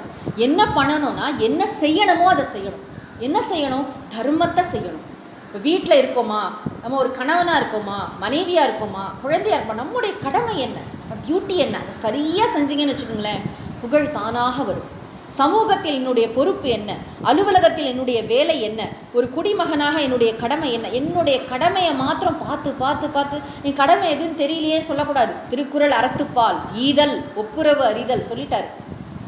எப்படிலாம் தானம் பண்ணணும்னு விஸ்தாரமாக சொல்லியாச்சு. அதெல்லாம் செய்ய புகழ் தானாக வந்து சேரும். புகழ் என்பது நம்மை தேடி வரக்கூடிய ஒரு செல்வம். அது நமக்கு வேண்டும். அது வர வேண்டுமானால் நாம் அறச்செயல்களில் ஆழ்ந்து ஈடுபட வேண்டும். சாதாரணமாக யோசிச்சு பாருங்க, ஒரு பையன் அவன் வந்து அவனோட அம்மா அப்பாவை நல்லா பார்த்துக்கிறான். வயசான அப்பா, உடம்பு முடியாத அப்பா இருக்காருன்னு வச்சுக்கோங்களேன். இவன் வந்து எங்கேயோ கொண்டு போய் ஒரு இடத்துல விடலாம் அப்படின்னு நினைக்காம தன்னுடைய வீட்லேயே வச்சு அவனே வந்து அவரை வந்து நல்லா பார்த்துக்கிறான். சப்போர்ட்டுக்கு ஆள்லாம் வச்சுருந்தா கூட அவனே க்ளீன் பண்ணுறான், அவனே வந்து அவரை தடவி கொடுக்குறான், அவனே பார்த்துக்கிறான். இப்படி வருஷக்கணக்காக ஒரு 10 வருஷம் ஒரு மகன் அல்லது மகள் தந்தைக்கோ அம்மாவுக்கோ சேவை செய்கிறாங்கன்னு வச்சுக்கோங்களேன். அவங்களை எவ்வளோ சொந்தக்காரங்க மத்தியில் எவ்வளோ புகழ்வாங்க தெரியுமா. நல்ல ஒரு குழந்தைன்னா அவனை மாதிரி பெக்கணுங்க, என்ன பொறுப்பாக அம்மா அப்பாவை பார்த்துக்கிறான் அப்படிம்பாங்க. இது புகழ் தானே வந்து உங்களுக்கு. அந்த புகழுக்காக இந்த பையன் இல்லை, அந்த பையன் வந்து எங்கள் அம்மா அப்பா வந்து எனக்கு எவ்வளோ செஞ்சுருக்காங்க, நான் திருப்பி செய்கிறேன், இது வந்து என்னுடைய நன்றி உணர்வு, என்னுடைய அன்பின் வெளிப்பாடுன்னு தான் செய்கிறான். அவன் கடமையை செய்கிறான். ஆனால் அந்த கடமையை செய்தல் என்பது அவனுக்கு புகழை தரும். அதே மாதிரி நம்ம எப்பயுமே வாழ்க்கையில் வந்து எதிர்பாராத நேரங்களில் இறைவன் பலவிதமான ஆச்சரியங்களை நமக்கு கொடுப்பார். நம்ம வந்து எதிர்பார்த்துருக்கவே மாட்டோம், அதெல்லாம் வந்து சேரும். அதனால் இந்த புகழுக்காக ஏங்குவதை நாம் முதலில் விட்டுவிட்டு உருப்படியான காரியங்கள் செய்வதில் ஈடுபட வேண்டும். அந்த காலத்தில் ஒரு சினிமா பாட்டு உண்டு. சினிமா பாட்டெலாம் கோட் பண்ணுறேன்னு நினச்சிக்க வேண்டாம், நல்ல உயர்ந்த பாடல்கள். இந்த கண் போன போக்கிலே கால் போகலாமா, கால் போன போக்கிலே மனம் போகலாமா, மனம் போன போக்கிலே மனிதன் போகலாமா, மனிதன் போன பாதையை மறந்து போகலாமா அப்படின்னு ஒரு பாட்டு இருக்கு இல்லையா? அதில் ஒரு வரி வரும், இருந்தாலும் மறைந்தாலும் பேர் சொல்ல வேண்டும், இவர் போல யார் என்று ஊர் சொல்ல வேண்டும். என்ன வார்த்தை பாருங்க, இருந்தாலும் மறைந்தாலும் பேர் சொல்ல வேண்டும், இவர் போல யார் என்று ஊர் சொல்ல வேண்டும். இவரை மாதிரி யார் அப்படின்னு சொல்கிற மாதிரி புகழோடு வாழணுமா. அந்த காலத்தில் நடிகர்களும் கவிஞர்களும் இசையமைப்பாளர்களும் எப்படி இருந்திருக்காங்கன்னு தெரிஞ்சுக்கலாம். அதாவது அந்த நடிகர் சொல்லுவாராம் கவிஞர்கிட்ட, ஐயா வாழ்க்கையில் எத்தனையோ கஷ்டத்துக்கு நடுவில் மனிதர்கள்லாம் வந்து வேலை பார்த்துட்டு மக்கள் வந்து இந்த பாட்டை கேட்க போகிறாங்க, அவங்க மனசுக்கு வந்து அது உற்சாகத்தை தரணும், வாழ்க்கையில் வந்து நல்ல ஒரு தெளிவை கொடுக்கணும், அதனால அந்த மாதிரி பொறுப்புணர்வோட பாட்டு எழுதுங்கன்னு அந்த நடிகரே கேட்பாராம். அப்படி வந்த பாடல்கள் தான் இவை. வந்து அந்த கவிஞனும் அப்படி எழுதியிருக்காரு பாருங்க, இருந்தாலும் மறைந்தாலும் பேர் சொல்ல வேண்டும், இவர் போல யார் என்று ஊர் சொல்ல வேண்டும். நாம் இறந்து போவோம், ஆனால் எது இறக்காதுன்னு கேட்டால் புகழ் உடம்பு இறக்காது. நிலையில்லாத இந்த உலகத்தில் நிலையில்லாத இந்த உடம்பில் வாழ்ந்து கொண்டு நிலையான புகழை நாம் பெற முடியும். இங்கே நினச்சி பாருங்கள், ராஜராஜ சோழன் அப்படின்னு ஒரு பெரிய அரசன் இன்னைக்கு இருக்காரா இல்லையான்னு கேட்டால் பிரம்மாண்டமான கோவில் அவருடைய புகழை சொல்லி கொண்டு நிற்கிறது ஐயா. இறைவன் புகழை மட்டும் சொல்லவில்லை, கூடவே ராஜராஜனையும் எல்லாரும் நினச்சிக்கிறாங்கல்ல. பேர்பட்ட அரசன், அவன் பேர் என்ன தெரியுமா? சிவபாத சேகரன். சிவபெருமானுடைய திருவடிகளை தன்னோட தலைமையில கொண்டவன், அப்படி ஒரு பேர் இருக்குது ராஜராஜ சோழனுக்கு. எப்பேற்பட்ட சிவபக்தன்! அந்த கோவிலை ஒட்டி எத்தனை அறங்களை அவன் செய்தான். எப்பேற்பட்ட அரசர்! அந்த அரசர் இன்னைக்கு இருக்காரானா 1000 வருஷம் ஆனாலும் இருக்காரு. சுவாமி விவேகானந்தர் இருக்காரா இல்லையா? நிச்சயமா இருக்காரு. ஆதிசங்கரர் இருக்காரா இல்லையா? இருக்காரு. பாரதியார் இருக்காரா இல்லையா? இருக்காரு. இன்னைக்கும் பேசுகிறோமே அவங்கள பற்றி. அவங்களுடைய பெயர் உச்சரிக்கப்பட்டு கொண்டிருக்கிறதா இல்லையா உலகத்தில்? 16 கலைகளை உடையவன் ஜீவன்னு சொல்லுவாங்க. 16 கலைனா நம்முடைய மனசு, புத்தி, பிராணன், ஐம்பூதங்கள் எல்லாத்தோடைய சேர்க்கை தானே 16 கலைகள். ரொம்ப சூக்ஷ்மமான விஷயம். இந்த 16 கலைகளில் வந்து ஒரே ஒரு கலை மட்டும் அழியாது அப்படின்னு சாஸ்திரங்களில் சொல்லப்பட்டிருக்கு. என்ன கலைனா பெயர், நாம. ஒருவருடைய பெயர் நிலைத்து நிற்கும். எப்படி வாழணுமோ அப்படி அவன் வாழ்ந்தால் அவன் துறவியாக இருக்க வேண்டும் என்ற அவசியமில்லை. அவன் இல்வாழ்வானாக எந்த வாழ்க்கையில் எந்த நிலையில் இருந்தாலும் அவனுடைய கடமைகளை மட்டுமல்ல, அதை தாண்டி அவனால் எவ்வளவு நன்றாக இந்த சமூகத்திற்கு வழங்க முடியும் என்று யோசித்து செய்யறானோ அவனுடைய புகழ் நிலைத்து நிற்கும். இப்போது மனுநீதி சோழன் அப்படின்னு ஒரு அரசனை பற்றி கேள்விப்படுறோம். எல்லாருக்கும் தெரியும் மனுநீதி சோழன். மனுநீதி சோழன் வந்து ரொம்ப பெரிய சக்கரவர்த்திலாம் கிடையாது, பெரிய ஒரு அரசாட்சி, பெரிய ஒரு சிற்றரசர்களில் ஒருத்தராக தான் இருந்திருப்பார். ஆனால் அவர் செய்த ஒரு காரியம், அந்த கன்றுக்குட்டிக்காக தன்னுடைய மகனை தேர்காலில் இட்டார் அப்படிங்கிற விஷயம் இருக்கு இல்லையா? இன்னி வரைக்கும் மனுநீதி சோழனை நம்ம பேசுகிறோம். திருவாரூர் போனாலே அவரை நினச்சிக்கிறோம். எப்பேற்பட்ட அப்போ அந்த அரசன் வந்து இன்றைக்கும் வாழ்ந்துட்டு இருக்கான்னு தானே அர்த்தம். ஆதிசங்கரர் வந்து தான் எழுதிய அந்த பாஷ்யங்களெல்லாம் மூட்டையாக கட்டி அந்த ஓலைச்சுவடிகள்லாம் தோளில் சுமந்து கொண்டு பாரத தேசம் முழுவதும் நடந்தார். எத்தனையோ கோவில்களில் வந்து இறைவனை பிரதிஷ்டை செய்தார். 72 துர்மதங்களை கண்டித்து ஷண்மதங்களை ஸ்தாபித்தார். அருமையான, அதாவது மனித அறிவின் உச்சம் ஆதிசங்கரர். வந்து அந்த உரைகள்லாம் படித்தா இந்த மாதிரி ஒருத்தர் திங்க் பண்ண முடியுமானே நமக்கு அவ்வளோ ஆச்சரியமாக இருக்கும். அவ்வளோ வியப்பின் உச்சம். ஆதிசங்கரர் 32 வயசு தான் இருந்தார். ஆனால் ஆதிசங்கரின் புகழ் எப்படிப்பட்டது? அதே மாதிரி வந்து விவேகானந்தரின் புகழ் எப்படிப்பட்டது? விவேகானந்தர் வந்து அந்த சிகாகோ மேடைகளில் பேசுறதுக்கு முதல் நாள் வந்து அதுக்கு முன்னால் அவர்கிட்ட பணம் இல்லை, அறிமுக கடிதம் கூட தொலைஞ்சு போச்சு, குளிர், சாப்பிட ஒன்றும் இல்லை. அவரை பார்த்தே நான் ரொம்ப சிரிக்கிறாங்க, ரொம்ப பேர் திட்டுறாங்க அவரோட ட்ரெஸ் எல்லாம் பார்த்து. சீக்கிரமாக வேற போயிட்டாரு. ரொம்ப நொந்து போய் ரொம்ப வருத்தத்தில் இருந்தார் சுவாமிஜி. தப்பாக வந்துட்டோமோ, கிளம்பி வந்திருக்கவே கூடாதோ அப்படின்னு நினைக்கிற அளவுக்கு கஷ்டம் அவருக்கு. பாவம், குளிர் தாங்க முடியல. உணவு யாரும் தெரிஞ்சவங்க யாரும் கிடையாது. எப்பேற்பட்ட நம்மளாம் அந்த மாதிரி ஒரு சூழ்நிலை இருந்ததுக்கு இருக்கு கற்பனை கூட பண்ண மாட்டோம். கையில் ஒரு ஃபோன் எடுத்துக்காமல் நம்ம பக்கத்து தெருவு கூட போகிறதில்ல. ஆனால் சுவாமிஜி கடல் கடந்து இந்த பாரத தேசத்தின் பெருமையை மீட்டெடுக்க அங்கே போய் முழங்கணுங்கிறதுக்காக கிளம்பி போய் சொல்ல முடியாத கஷ்டங்களை அனுபவித்தார். ஆனால் அவர் அந்த சிக்காகோ மேடையில் பேசின மறு கணம் வாழ்க்கை அப்படியே மாறிப்போச்சு. திடீர்னு பார்த்தா சுவாமிஜி வந்து உலக பிரசித்தி பெற்றவராகிவிட்டார். அவருடைய அங்கி, அவரோட அந்த ட்ரெஸ்ஸை தொடறதுக்கு தொட்டு பார்க்க மாட்டோமா, பக்கத்தில் அவர்கிட்ட போய் நிற்க மாட்டோமா அப்படின்னு பெண்கள் கூட்டம் அவ்வளோ பேர் வராங்க. சுவாமிஜியே சொல்லியிருக்காரு, என்னுடைய ஒரு முடிக்காக மக்கள் இயங்குவார்கள் பிற்காலங்களில். ஒரு சுவாமி விவேகானந்தரை பார்க்க மாட்டோமா, அவர் குரலை கேட்க மாட்டோமா. இன்னைக்கு கூட ஃபேக்காக எத்தனையோ சுவாமி விவேகானந்தர் பேசினதுன்னு போட்டுருக்கோம். ஏன்னா ஐயோ அந்த மகானுடைய குரலை வந்து நம்ம ரெக்கார்ட் பண்ணலையேங்கிற தாபம் நம்ம எல்லாருக்கும் இருக்குது. சிஸ்டர்ஸ் அண்ட் பிரதர்ஸ் ஆஃப் அமெரிக்கான்னு சுவாமிஜி சொல்லும் பொழுது அதை ரெக்கார்ட் பண்ண முடியலையே நமக்கு. நம்ம சொல்லலாம், இன்றைக்கி ஸ்கூலில் டீச்சர்ஸ்லாம் கூட இன்றைக்கி ஃபோனில் இதெல்லாம் வச்சுக்க ஆரம்பிச்சிட்டாங்க, மைக் வச்சுட்டு பேச ஆரம்பிச்சிட்டாங்க. ஆனால் சுவாமிஜி எப்பேற்பட்ட பெரிய பெரிய கூட்டங்களில் எத்தனை கத்தி எத்தனை உறக்க பேசியிருப்பார், எவ்வளோ ஸ்ட்ரெயின் பண்ணியிருப்பார். அது என்ன வாழ்க்கை, தன்னையே சமூகத்துக்கு வாரி வழங்கக்கூடிய அந்த சிந்தனை. நான் இறந்தாலும் உங்களுடன் வேலை செய்வேன் அப்படின்னு சொல்லி என்ன ஒரு சத்தியமான வார்த்தைகள். இன்னி கூட செத்துட்டு இருக்கான் ஒருத்தன் வந்து சூசைட் பண்ணிக்கணும்னு நினைக்கிறான், சாயங்காலம் நான் சாக போகிறேன் அப்படின்னு. அவன்கிட்ட ஒரே ஒரு விவேகானந்தரின் வீரமொழிகள்னு சின்ன புஸ்தகம் ஒன்று இருக்குது, கேப்சியூல் மாதிரி. அதை கொடுத்து பாருங்கள், அவன் படித்தானா கண்டிப்பாக தற்கொலை எண்ணத்தை மாற்றிக்குவான். அந்த மாதிரி உயிரோட்டம் மிக்க வார்த்தைகள், ஆற்றல் மிகுந்த வார்த்தைகள், எப்பேற்பட்ட பங்களிப்பு. ஒருத்தர் வந்து கம்ப்ளீட் ஒர்க்ஸ் ஆஃப் சுவாமி விவேகானந்தனா இதெல்லாம் சாத்தியமா? 39 வயசுக்குள்ளே பண்ணக்கூடிய காரியமா? பாரதியார் பாடல்கள் எடுத்துக்கோங்க, கால வரிசைப்படுத்தப்பட்ட பாரதியார் பாடல்கள் எத்தனை வால்யூம் இருக்குது. எப்படி இவங்கெல்லாம் 40 வயசுக்குள்ளே இதெல்லாம் பண்ணாங்க? நம்ம 40 வயசுலாம் நிமிந்து என்ன நடந்துட்டுருக்கு நம்ம வாழ்க்கையில் அப்படின்னு பார்க்கறதுக்குள்ளேயே 40 வயசு ஆகிடுது. ஆனால் ஆதிசங்கரோ பாரதியாரோ விவேகானந்தரோ 40 வயசுக்குள்ள அரிய பெரிய விஷயங்களை சாதித்து நிலைத்த புகழை பெற்று விட்டார்கள். இப்போ மட்டும் இல்லை, இன்னும் 1000 வருஷம் கழிச்சு கூட இவங்களை பற்றி பேசிகிட்டு இருப்பாங்க. அப்பேற்பட்ட பங்களிப்பு. ஆக புகழோடு வாழறதுங்கிறது என்ன அப்படின்னா, என்ன செய்யணுமோ கான்ட்ரிபியூட், அவ்வளோதான். புகழுக்கு ஒரே இது என்னென்னா ஈதல். உரை ஆசிரியர்கள் இந்த இடத்துல அழகாக ஒரு விஷயத்த சொல்கிறாங்க. இந்த புகழ் அப்படிங்கிற அதிகாரம் வந்து ஈகை அதிகாரத்துக்கு அப்புறம் வைக்கப்பட்டிருக்கு. ஏன் வைக்கப்பட்டிருக்கு அப்படின்னு கேட்டால், உலகத்தில் எத்தனையோ விதங்களில் நமக்கு புகழ் வரும். நம்ம நல்லா படிச்சுட்டோம், ஒரு பெரிய பட்டம் வாங்கிட்டோம், ஒரு 10 PhD வாங்கிட்டோம்னா நமக்கு ஒரு கண்டிப்பாக ஒரு புகழ் கிடைக்கும். எல்லாரும் புகழ்வாங்க, எல்லாரும் வந்து பாராட்டுவாங்க. பெருசாக ஏதோ சாதிச்சிட்டோம் அப்படின்னா கண்டிப்பாக புகழ்வாங்க. அது மூலம் வர புகழெல்லாம் பற்றி இங்கே பேசலையும். அது வந்து அழகாக சொல்கிறார் பரிமேலழகர் வந்து. அதுக்கு வந்து இவர் வடிவேலு செட்டியார் உரை சொல்லும்போது, புகழ் உண்டாக வாழ்வதற்கு கல்வி, ஆண்மை, நற்குடி பிறப்பு, நல் ஒழுக்கம், செல்வம், தீவினைக்கு அஞ்சுதல், நடுவு நிலைமை முதலிய வேறு காரணங்களும் இருப்பனவாயினும் அவற்றுள் ஈகை சிறந்தது என்பதற்கு ஞாபகமாக ஈதல் என்றார். எத்தனை விஷயம் உங்ககிட்ட இருந்தாலும் நீங்கள் வந்து ஈதல் கொடுக்கிறீர்கள். உங்களிடம் இருக்கக்கூடிய செல்வத்தை வறியவர்களுக்கு, யாருக்கு தேவையோ, யார் கஷ்டப்படுறாங்களோ அவங்களுக்கு பார்த்து நீங்கள் தானம் பண்ணுறீங்க. இந்த ஈகை என்ற பண்பு நம்மிடம் இருக்குமானால் அதனால் வரக்கூடிய புகழே மிக சிறந்தது. ஞாபகம்னா தூண்டுறது, இந்த இடத்துல வந்து தூண்டுறாராம். இதனால வரக்கூடிய புகழ் தான்ப்பா ரொம்ப முக்கியம். புகழ் தானே, நான் கிட்ட 5 பைசா கொடுக்க மாட்டேன், ஆனால் நான் புகழ் சம்பாதிச்சுடுவேன் அப்படி சொல்லலை திருவள்ளுவர் நம்மளைங்க. உன்னிடம் இருக்கும் செல்வத்தை மனமுவந்து பகிர்ந்து கொள். இந்த நிலையற்ற செல்வத்தை நிலையான புகழாக மாற்று. இந்த செல்வத்தை கொடுப்பா, மனசு வந்து கொடு, யாருக்கு தேவையோ பார்த்து பார்த்து கொடு.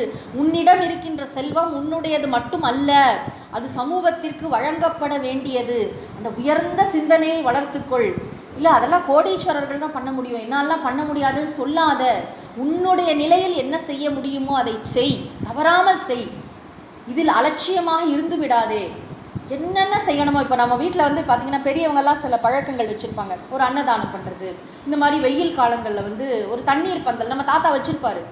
நாங்களாம் நொடிச்சு போயிட்டோம், எங்களால் வைக்க முடியாதுன்னு சொல்லாத. ஒரு இடத்துல ஒரு தண்ணி கேன் வைக்கிறதுக்கு பணம் கொடுக்க முடியுமா? 1000 ரூபா கொடுக்கணும், கொடு. அந்த தான சிந்தனை வந்து பரம்பரையாக நம்ம பெரியவர்கள் அப்படிலாம் செஞ்சாங்க. நான் ஏதோ கொஞ்சமாவது செய்கிறேன் அப்படின்னு நினச்சி செய்யணும், விடாமல் செய்யணும். ஆக ஈதலின் மூலம் வருகின்ற புகழை பற்றித்தான் இந்த அதிகாரம் பேச போகிறது. எப்படியோ புகழாக வாழணுங்கிறது மேட்டர் இல்லை, நான் கொடுத்து புகழை பெற வேண்டும். நம்ம பார்க்கலாம், ஒரு மனிதர் வந்து வாழ்க்கையில் ஒரு பெரிய புகழ் அடைஞ்சிருப்பார், அப்புறம் ஏதோ ஒரு கான்ட்ரவர்சியில் சிக்குவார், ஏதோ ஒரு பிரச்சனை, அவரை பற்றி வந்து ஒரு நல்ல விஷயமாகவே ஒன்றும் கேள்விப்பட மாட்டோம். எல்லாமே அவர் திட்டுவாங்க, மீடியா அவரை திட்டும், எல்லாரும் மக்கள் திட்டுவாங்க, எல்லாம் திட்டுவாங்க. ஆனால் அந்த மனிதர் இறந்த உடனே பயங்கரமாக புகழ்வாங்க. கவனித்து பார்த்துருக்கீங்களா? அவரை திட்டினதெல்லாம் மறந்து போய் திடீர்னு பார்த்தா, நம்ம வீட்லேயே சாதாரணமாக அப்படி தான் நடக்கும். ஒரு ஆளை திட்டிகிட்டே இருப்போம், வேஸ்ட்டும் அதுவும். ஆனால் அவர் இறந்த நொடி வந்து அப்படியே மாறிடும், இல்லை ரொம்ப புகழ ஆரம்பிச்சிடுவோம். இது நம்மளோட சைக்காலஜி. ஆக இந்த புகழ் அப்படிங்கிற விஷயம் வந்து அவங்க செஞ்ச நல்லதெல்லாம் மனசு வந்து அப்போ தான் தேர்ந்தெடுக்கும். சரி, இதெல்லாம் செஞ்சாங்க அதெல்லாம் செஞ்சாங்கன்னு அப்போ செத்து போனப்புறம் சொல்லுவோம். அப்போ இறந்தப்புறம் தான் புகழுங்கிறதே நிறைய பேருக்கு கிடைக்கிறது. நீங்கள் பார்த்தீங்கன்னா நிறைய சயின்டிஸ்ட் தன்னுடைய கண்டுபிடிப்பு வந்து அங்கீகரிக்கப்படவில்லை என்று தற்கொலை செய்து கொண்டவர்கள் உண்டு. ஆனால் அவங்க இறந்தப்புறம் பார்த்தீங்கன்னா அவங்களுக்கு அவ்வளோ பெரிய ஆனர். அவங்க பேர்லேயே போல்ஸ்மேன் கான்ஸ்டன்ட் அப்படின்னு வைப்போம். அவங்க பேர்லேயே சில விஷயங்கள்லாம் இருக்கும், ஆனால் ஆள் இருக்க மாட்டான். இது ரொம்ப சாதாரணமாக நடக்கிற விஷயம் இல்லையா? பாரதியார் எவ்வளோ பேர் புகழ்ந்திருப்பாங்கன்னு நினைக்கிறீங்க? பாரதியார் திருவல்லிக்கேணி வீதிகளில் நடந்து செல்லும் பொழுது என்ன சொன்னாங்க அவரை பார்த்து? பாவம் செல்லம்மா, உழைக்க தெரியாத ஆள், அப்படி தான் பேசிகிட்டு இருந்தாங்க. இறக்கும் பொழுது கூட வெறும் 10 பேரோ 16 பேரோ வரக்கூடிய அவ்வளோதான். ஆனால் இன்றைக்கி பாரதியார் விழா, பாரதியார் பாரதியார் பாரதியார்னு அப்படி கொண்டாடுறோமே. எப்பேர் பாரதியார் வாழும் காலத்தில் யார் அவரை கண்டு கொண்டார்கள்? அதனால் நம்ம வாழற காலத்தில் பெருசாக இந்த புகழில் நம்ம ஃபோக்கஸ் போக வேண்டாங்கிறதுக்காக இதை நான் சொல்கிறேன். நம்ம இவ்வளோ வேலை செய்கிறோம், நமக்கு ஒரு அங்கீகாரம் கிடைக்கலையே அப்படின்னு ஒரு ஏக்கம் நம்ம எல்லாருக்கும் இருக்குது. நம்ம ஒரு இடத்துல நல்ல வேலை பார்த்துட்டு இருக்கோம், ஆனால் ஒருத்தங்க வந்து வேலையே பார்க்காம பேர் புகழ் மட்டும் அடைஞ்சிட்டே ப்ரமோஷன் அடைஞ்சிட்டே போவாங்க. நம்ம வந்து கஷ்டப்பட்டு வேலை பார்ப்போம், அது வந்து கவனிக்கவே மாட்டாங்க. அது வீட்டிலே ஆகட்டும் சமூகத்திலே ஆகட்டும் அப்படி தான் நடக்கும். ஆனால் அதில் நாம் கவனத்தை செலுத்தக்கூடாது, புகழுக்காக நாம் ஏங்கக்கூடாது. நம்முடைய பங்களிப்பில் தான் நம்முடைய கவனம் இருக்க வேண்டும். நான் என்ன செய்யணும்? What should I contribute? கர்மண்யேவ தே அதிகாரக மா பலேஷு. பலம் அப்படிங்கிறது வந்து என்னது? இங்கே பலன்கிறது புகழ். புகழில் கவனம் செலுத்தாதேப்பா, கடமையில் கவனம் செலுத்து. நீ செய்ய வேண்டியதை சந்தோஷமாக செய். Love work is love made visible அப்படிம்பாரு. Work is love made visible அப்படின்னா என்ன? அன்பின் வெளிப்பாடு, அதுதான் வேலை. நம்ம என்ன செயல் செஞ்சாலும் அதில் அன்பின் வெளிப்பாடு இருக்கணும். கலீல் கிப்ரான் சொன்னாருன்னு சொல்லுவாங்க. அதே மாதிரி கபீர் வந்து நெய்யும் போது ஒரு இதுலேயும் ராமநாமா சொல்லி நெய்வாராம். ஜன்னாபாய் வந்து வரட்டி தட்டும்போது ஒன்றொன்று இறை நாமம் சொல்லி தட்டுவாங்களாம். அது மாதிரி அவ்வளோ அன்புடன், அவ்வளோ ஒரு பிரியத்துடன் இந்த உலகத்துக்கு நான் என்ன செய்யணும்னு பார்த்து செய்ப்பா. அவங்கிடம் இருக்கும் செல்வத்தை பயந்து விடாதே. ஐயோ இந்த செல்வம் குறைஞ்சிருமேன்னு பயப்படாதே, குறையவே குறையாது. இறைவன் வந்து உனக்கு வளமாக இன்னும் கொடுக்க கொடுக்க வளரும், செல்வம் வளரும். இந்த புகழோடு நீ வாழணும்னு சொன்னால் நீ கொடுத்து தான் ஆக வேண்டும். கொடுத்த ஈத்துவக்கும் இன்பத்தை அனுபவி. சென்ற அதிகாரத்திலே பார்த்தோம். அப்படிப்பட்ட புகழோட வாழணும். அந்த புகழ்கிற இதில் வந்து லைட்டாக அப்படி ஃபோக்கஸ் காட்டுறாரு. திருவள்ளுவரோட அழகை பார்த்தீங்களா? இத்தனை அதிகாரமாக இதை பண்ணோம் அதை பண்ணோன்னு நம்ம வந்து டூஸ், என்ன செய்யணும் என்ன செய்யக்கூடாதுங்கிறத சொல்லிக்கிட்டே வந்தவர் கடைசியில் வச்சார் பாருங்க. இதுதான் கிளைமேக்ஸ். இல்லறவியலின் கடைசி அதிகாரம். நீ ஒழுங்காக நான் சொன்னபடி இதெல்லாம் கடைப்பிடித்து வாழ்ந்தாய் என்று சொன்னால் நீ புகழை பெறுவாய். இது என்னது? பலன். அறத்தின் பயனை இந்த அதிகாரத்தில் கூறுகிறார். பயனை தெரிஞ்சுக்கிட்டா தான் நமக்கு இன்னும் நல்லா செயல்பட பண்ணணும் அப்படிங்கிற ஒரு உற்சாகம் வரும். அதுக்காக சொல்கிறார். இப்போ வந்து எப்படி வேணாலும் வாழ்ந்துட்டு போகலாம். நம்ம வந்து ஒருத்தங்க ஃபோட்டோலாம் போட்டு பிறப்பு ஏதோ ஒரு சில்லற, மறைவு ஏதோ ஒரு சில்லற அப்படின்னு போடுறோம். அப்படி இல்லை, சில்லறத்தனமாக வாழக்கூடாது. வாழ்ந்தா அப்படி ஆஹா அந்த மனிதரா, அந்த பெண்மணியா, அந்த அம்மாவா, அந்த மாதிரி வாழணும். வாழ முடியும். அதற்கான பொட்டென்ஷியல் நம்ம எல்லாருக்குள்ளேயும் இருக்குது. நம்ம அதை சரியாக பயன்படுத்துறதில்லை, கவனிக்கிறதில்லை. அதற்காக நாம் நேரம் கொடுப்பதில்லை, உழைப்பதில்லை. அவ்வளோதான். எல்லாருமே மனிதர்களாக வாழ முடியும், தெய்வீகம் மிகுந்தவர்களாக வாழ முடியும், வண்டர்ஃபுல் ஹியூமன் பீயிங்ஸாக வாழ்வதற்கான அந்த ஒரு சாத்தியக்கூறு நம்மக்கிட்ட இருக்குது. நம்ம அதை திறந்து விடுற வேலையை தான் திருவள்ளுவர் பார்க்குறாரு. வாழ்ந்தா நம்மளுடைய பேர் இந்த உலகத்தில் நிலைச்சி இருக்கணும், வாழ்ந்தா அவங்கள மாதிரி வாழணும் அப்படின்னு சொல்கிறோம் இல்லையா? அப்படிப்பட்ட வாழ்க்கையை வந்து நானும் வாழ வேண்டும் என்ற உற்சாகம் எனக்கு பிறக்க வேண்டும். அதற்காக தான் திருவள்ளுவர் இந்த அதிகாரத்தையே எழுதியிருக்கார். ரொம்ப ஒரு அருமையான விஷயம் இந்த புகழுங்கிறது வந்து. ஆக அந்த புகழை சரியாக புரிந்து கொள்வோம். ஏன்னா எனக்கு ஒன்றும் புகழெல்லாம் ஆசை இல்லை அப்படின்னு போலித்தனமாக சொல்லாமல் ரொம்ப உண்மையாக, ஆமாம் எனக்கு புகழ் வேணும், எனக்கு நியாயமான புகழ் வேணும், தர்மமான புகழ் வேணும். எப்பயுமே இந்த அடி வருடிகள்னு சொல்லுவாங்களே, கொஞ்சம் பேர் இருப்பாங்க கூட. நம்மளை வந்து என்ன செஞ்சாலும் வந்து நம்மளை வந்து சூப்பருங்க, ஃபஸ்ட் கிளாஸுங்க, அப்படிங்க இப்படிங்க, பணம் கொடுத்தா என்ன வேணாலும் சொல்லுவான். அப்படிப்பட்ட ஆட்கள் அல்ல. யார் வந்து நமக்கு சரியாக புத்திமதி சொல்லுவாங்களோ அப்படிப்பட்ட ஆட்களுடன் நாம் இருப்பதும் ரொம்ப முக்கியம். புகழுக்கு மயங்காமல் இருக்கணும்னா நீங்கள் ராவணனை கவனித்து பார்க்கணும். ராவணன் வந்து தன்னை சுற்றி எப்படிப்பட்ட அரசவையை வச்சுருக்கான்னா, இவன் சொல்கிறத வந்து எல்லாரும் ஆமாஞ்சாமி போடுற ஆள் தான். விபீஷணன் ஒருவனை தவிர பாக்கி எல்லாமே ராவணன் வந்து அவங்களெல்லாம் பேச அலோவ் பண்ண மாட்டான். அப்படியே பேசினாலும் சரி சார் சரி சார் அப்படி சொல்கிற ஆள் தான். ஆனால் ராமர் அப்படி அல்ல. ஒரு விபீஷணனை சேர்த்துக்க எவ்வளோ பேர்ட்ட ஆலோசனை கேட்குறாரு பாருங்க.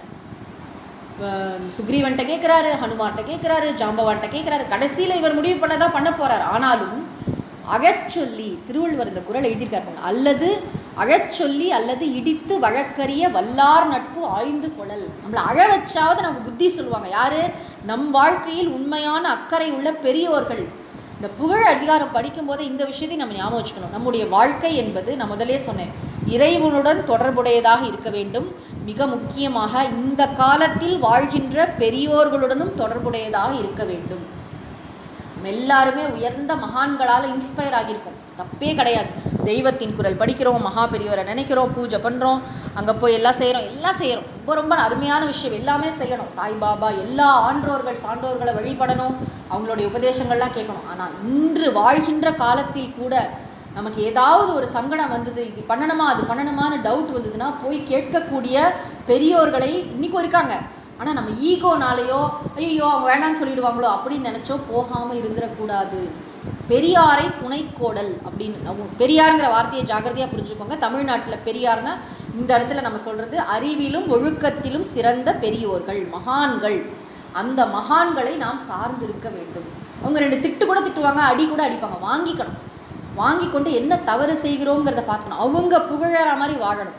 உலகம் என்பது உயர்ந்தோர் மேற்றே, அது ஞாபகம் வச்சுக்கணும். உலகம்னு திருக்குறளில் நிறைய இடங்களில் உலகம் என்ற சொல் பயன்படுத்தப்பட்டிருக்கிறது. உலகத்தோடு ஒட்ட ஒழுகல் பல கற்றும் கல்லார் அறிவிலாதார். உலகம் தழியது ஒட்பம் மலர்தலும் கூம்பலும் இல்லது அறிவு. அப்புறம் இன்னொரு இடத்துல உலகத்தார் உண்டென்பது இல்லென்பான் வையத்து அலகையா வைக்கப்படும். நான் இப்போ 3 குறள் சொன்னேன். 3 குறள்லையும் உலகம் என்ற சொல் மிக முக்கியம். உலகம் என்றால் என்ன பொருள் என்றால் உயர்ந்தோர். உலகத்தில் எல்லாரும் செய்கிறாங்க, நானும் செய்கிறேன் அப்படி இல்லை. உலகம்ங்கிற வார்த்தைக்கே பெரியவர்கள் மகான்கள்னு தான் அர்த்தம். அவர்கள் புகழறா மாதிரி நான் வாழணும், அவங்க திட்டுற மாதிரி அவங்க இகழறா மாதிரி நான் வாழக்கூடாது. இது நம்ம வாழ்க்கையில் இன்றைக்கி கான்டெம்பரரி வேர்ல்டில் நம்ம கடைப்பிடிக்கும் போது சில சங்கடங்கள் வரும். அதனால தான் நான் சொல்கிறேன், நமக்கு யார் பேரில் ஸ்ரத்தை இருக்கோ அது மாதிரி ஒரு குரு என்பவர் மிக முக்கியம் வாழ்க்கையில். அவர்கிட்ட போய் நம்ம கேட்டு தெளிவு பெற வேண்டும். அப்படி தெளிவுபட்டாதான் நம்ம புகழோடு வாழ முடியுமே தவிர மனம் போனபடி வாழக்கூடாது என்பது மிக தெளிவாக தெரிகிறது. புகழோடு வாழறோன்னு சொன்னால் பெரியவர்கள் அதை அங்கீகரிக்க வேண்டும். நான் செய்கின்ற காரியங்களை அவங்க அங்கீகரிக்காட்டி கூட பரவாயில்ல, திட்டக்கூடாது, இகழக்கூடாது. அந்த மாதிரி வாழணுங்கிற ஒரு ஆசிட் டெஸ்ட்ரி நம்ம வச்சுக்கணும். ஆக இந்த ஒரு பேக்ரவுண்ட், இந்த ஒரு பின்னணியோடு நம்ம இப்போ புகழ்ங்கிற அதிகாரத்துக்குள்ளே நுழையிறோம். இறைவன்கிட்ட நன்றாக பிரார்த்தனை செய்து கொள்கிறோம். இறைவா, நான் அறநெறியை கடைப்பிடிப்பவன் அல்லது கடைப்பிடிப்பவள் என்ற புகழோடு நான் வாழ வேண்டும். இந்த உலகத்திற்கு உயர்ந்த பங்களிப்பை நான் செய்ய வேண்டும். அந்த புகழ் என்றும் எனக்கு நிலைத்திருக்க வேண்டும். தர்மமான யசஸ், தர்மம், அந்த யசஸுக்காக எத்தனை பிரார்த்தனைங்கிறீங்க. யசஸ்வி பூயாசம், நான் புகழோடு இருப்பேனாக எல்லாமே பிரார்த்தனை பண்ணுறாங்க. வேதத்திலே இருக்குது இந்த பிரார்த்தனை. எனக்கு புகழ் வேண்டும், என் குரு என்னை புகழ வேண்டும், என் வீட்டு பெரியோர்களை அவங்க புகழற மாதிரி நான் வாழணும். இன்றைக்கே புகழ்ந்துட மாட்டாங்க, ஆனால் என்றைக்கோ மனசில் இவங்க சரியாக தான் இருக்காங்கங்கிறது மனசுலையாவது அவங்களுக்கு தோணும். ஆனால் நம்ம ஒரு நாளும் மனசை தளர்ந்துடக்கூடாது. நம்மளுடைய ஃபோக்கஸ் முழுக்க எதில் இருக்கணும்னா நாம் செய்ய வேண்டிய செயல்களை, என்னுடைய பங்களிப்பு என்ன, நான் என்ன கொடுக்கணும், எனக்கு என்ன கிடைக்குங்கிறது இல்லை, நான் என்ன கொடுக்க வேண்டும், இன்னும் என்ன கொடுக்கலாம், இன்னும் என்ன கொடுக்கலாம், இன்னும் என்ன செய்யலாம், இன்னும் என்ன செய்யலாம். இதுதான் மகானின் இதய துடிப்பு. திருமுருகாற்றுப்படையில் பாடுறாரு நக்கீரர். உலகம் உவப்ப ஆரம்பிக்கிறதே உலகம் உவப்ப. உலகமே சந்தோஷப்படுற மாதிரி தான் சூரிய பகவான் எதுக்காக தினம் காலையில் வராருன்னா உலகம் உவப்ப. இந்த உலகத்தில் இருக்கிற எல்லா உயிர்களையும் ஆசீர்வாதம் செய்வோம், எல்லாருக்கும் வேண்டுங்கிற ஊட்டச்சத்தை ஆற்றலை கொடுப்போம் கிளம்பி வராருல்ல சூரிய பகவான். மகான்களும் கூட முருகன் எதற்காக அவதாரம் செய்கிறான்னா உலகம் உவப்ப. நீங்கள் பாருங்கள், எண்ணி அவதாரம் எந்த மகாத்மா, அவங்க வாழ்க்கையோட நோக்கம் என்ன, அவர்கள் இதய துடிப்பு என்னன்னு பார்த்தா இந்த உலகம் நல்லா இருக்கணும். லோகா சமஸ்தா சுகினோ பவந்து. நாமும் அதை போன்று நினைக்க ஆரம்பித்து விட்டோம் என்று சொன்னால் ரொம்ப அழகாயிடும் வாழ்க்கை. இப்போ பாரு, காலையில் எழுந்திரிச்சோன்னே என்னோட குழந்தை, என்னோட ஹஸ்பண்டு, என்னோட மனைவி, எங்கள் அம்மா அப்பா, எங்கள் ஆஃபீஸ், இதே பற்றி சிந்திக்கிறோம். இந்த குறுகிய வட்டத்துக்குள்ளே இருக்கோமே, மனசு அப்படி பறந்து விரிய செய்து இந்த உலகத்துக்கு நான் என்ன செய்ய போகிறேன், ஏதாவது செய்யணும் அப்படிங்கிற சிந்தனை நமக்குள்ளே வந்தால் நம்ம மகாத்மா தான். யாரும் சொன்னாலும் சொல்லாட்டியும் அது மகானின் மனம்தான். அந்த மனம் நமக்கு வேண்டும். அப்படிப்பட்ட மனசை பறந்து விரிய செய்யணுமா. சொல்லுவாங்க, சுவாமி விவேகானந்தர் அவர் வீட்டில் பிறந்தப்போ ஒரு அம்மா புவனேஸ்வரி மாதான்னு பேர், கூட கொஞ்சம் சகோதர சகோதரிகள்லாம் அவர் கூட பிறந்தவங்க இருந்தாங்க. ராமகிருஷ்ண பரமஹம்சர்கிட்ட வந்தார். வந்த பிறகு சாரதா தேவியை தன்னுடைய அம்மா, 16 சீடர்கள் உண்டு ராமகிருஷ்ணருக்கு, அவர்கள்லாம் தன்னுடைய சகோதரர்கள். வட்டம் விரிந்ததா, அங்கேருந்து கல்கத்தாலேருந்து நடந்து நடந்து எத்தனையோ ரயில் ஏறி கையில் பணம் இல்லாமல் எத்தனையோ கஷ்டப்பட்டு இங்கே கன்னியாகுமரிக்கு வந்தார். அந்த படகுக்கு கொடுக்க கூட காசு இல்லை. உயிரை பணயம் வைத்து நீந்தி அந்த ஸ்ரீபாத பாறை கன்னியாகுமரியில் அங்கே போய் உட்கார்ந்து 3 நாட்கள் உணவு இல்லாமல் தியானம் செய்தார். எதற்காக? பாரத நாட்டின் மேன்மைக்காக. பாரத நாட்டு அன்னைக்கு சுவாமிஜி இருந்த பிரார்த்தனை செய்த சமயம் அடிமைப்பட்ட நாடு, வறுமையிலும் நோயிலும் தத்தளித்த நாடு. இந்த நாட்டின் நலனுக்காக அப்படி பிரார்த்தனை செய்தார் சுவாமிஜி. அப்போ பாரத மாதா என்னுடைய அம்மா, பாரத நாட்டில் பிறந்த அத்தனை பேரும் என் சகோதர சகோதரிகள். எப்படி மனசு பறந்து விரியுது பாருங்க. அப்புறம் அங்கே போனார், பார்லிமெண்ட் ஆஃப் வேர்ல்ட் ரிலீஜியஸ் சிகாகோவில் போய் பேசும்போது sisters and brothers of America அப்படின்னு ஆரம்பித்தார். அமெரிக்க நாட்டு சகோதர சகோதரிகளின் உலகத்தில் இருக்கிற அத்தனை பேரும் என்னுடைய சகோதர சகோதரிகள். விஸ்வமாதா, உலக அன்னை என்னுடைய அம்மா. இதுதான் Swamiji. Expansion is life, contraction is death. விரிவடைதலே வாழ்க்கை, குறுகுதல் மரணமே அப்படின்னு சொன்னார். அவருடைய வாழ்க்கையே இதுக்கு எக்ஸாம்பிள். ஆக நம்முடைய மனம் பறந்து விரிய வேண்டும். நம்ம சாதாரணமாக ஒருத்தர் துறவி ஆகிட்டார்னா என்ன நினைக்கிறோம்? வீட்டை விட்டு ஓடி போயிட்டான், வாழ தெரியல, வாழ்க்கையை வெறுத்து சாமியார் ஆயிட்டான் அப்படிங்கிறோம். உண்மையில என்ன தெரியுமா? அவர்கள் வாழ்க்கையை வெறுத்து சாமியார் ஆவதில்லை. உண்மையான துறவி உலகத்தையே தன்னுடைய குடும்பமாக மாற்றிக்கொள்கிறார்கள். ஒரு வீடு ஒரு அம்மானு குறுகிய வட்டத்திலேருந்து வெளியில் போயிடுறாங்க. அதனால துறவிகள் பார்த்திங்கன்னா நல்ல சமூகத்திற்காக பணியாற்றுகின்ற துறவிகள் உண்டு, பெரியோர்கள் உண்டு. அவர்கள்லாம் நல்ல புகழோடு வாழறதுக்கு காரணம் என்னென்னா இந்த விரிவடைதல் தான். நான் குறுகிய வட்டத்திலேருந்து வெளியில் எல்லாருக்கும் எல்லாம் செய்யணுங்கிற மனசு, அதை தான் சொல்கிறேங்க. நான் மாதாச்ச பார்வதி தேவி, பிதா தேவோ மகேஸ்வரகா, பாந்தவா சிவபக்தாஷ்ச ஸ்வதேஷோ புவனத்ரயம். ஒரு துறவிக்கு என்ன தெரியுமா? என்னுடைய அம்மா பார்வதி தேவி, அப்பா சிவபெருமான், உலகத்தில் இருக்கிற அத்தனை அடியார்களும் என்னுடைய உறவினர்கள். என்னுடைய நாடு எதுன்னா 3 உலகமும் என் நாடு. சுவாமிஜி எப்பயும் சொல்வார் Vivekanandar, my interest are not just Indian but international. India நன்றாக இருந்தால் உலகம் நன்றாக இருக்கும் என்று சுவாமிஜி ஆழமாக நம்பினார். அது உண்மையும் கூட. இந்தியா சிறந்த நாடாக விளங்கினால், இந்தியா விஸ்வகுருவாக ஆன்மீகத்தில் தலை சிறந்து விளங்கினால் உலகத்திற்கே மிகப்பெரிய நன்மையை இந்தியா செய்யும் அப்படிங்கிறத முதல்ல சொன்னவர் சுவாமிஜி. ஆக இந்த ஒரு பேக்ரவுண்டோட நம்ம இந்த புகழ் அதிகாரத்துக்குள்ள முதல் குறட்பாக்குள்ள போகிறோம். ஈதல் இசைப்பட வாழ்தல் அது வல்லது ஊதியம் இல்லை உயிர்க்கு. உயிர்க்கு திருக்குறள் முழுக்க நிறைய இடங்கள்ல அந்த உயிர்க்கு அப்படிங்கிற வார்த்தையை நம்ம கவனிக்கிறோம். அரிச்சுவடி பால பாட்டமாக நாம் கற்ற ஒரு விஷயம் என்ன அப்படின்னு கேட்டால், நாம் உடல்கள் அல்ல, நம்மளை உடம்பாவே நினச்சிக்கிறோம். நான் அப்படின்னாலே உடனே இந்த 70 கிலோ, இந்த பேர், இந்த ஊர், இதுதான், இந்த உடம்பு தான் ஞாபகம் வருது. நான் என்பது உடல் அல்ல, உயிர். இந்த உடலுக்குள் வாழ்கின்ற உயிர் நான். இதுதான் முதல்ல நம்முடைய ஹிந்து தர்மத்தில் நாம் தெரிஞ்சுக்கிற விஷயம். இந்த உடம்பு எப்படி இந்த வீட்டுக்குள்ளே நான் இருக்கேனோ அதே மாதிரி இந்த உடலுக்குள் நான் இருக்கிறேன், உயிராகிய நான் இருக்கிறேன். உயிருக்கு தான் உபதேசம், உடம்புக்கு இல்லை. எது இருந்தால் இந்த உடல் உயிரோட்டத்துடன் விளங்குமோ அந்த உயிர் தத்துவம் அதுதான் நான், இல்லையா? ஆக கைவல்ய நவநீதத்தில் கூட ஒரு பாடல் வரும், உடம்பினுள் ஜீவனை பார்த்து உபதேசம் ஓதுவாரே. உடலை பார்த்து ஓதுவாரேன்னு வரல, உடம்பை பார்த்து குரு பேசுகிறான்.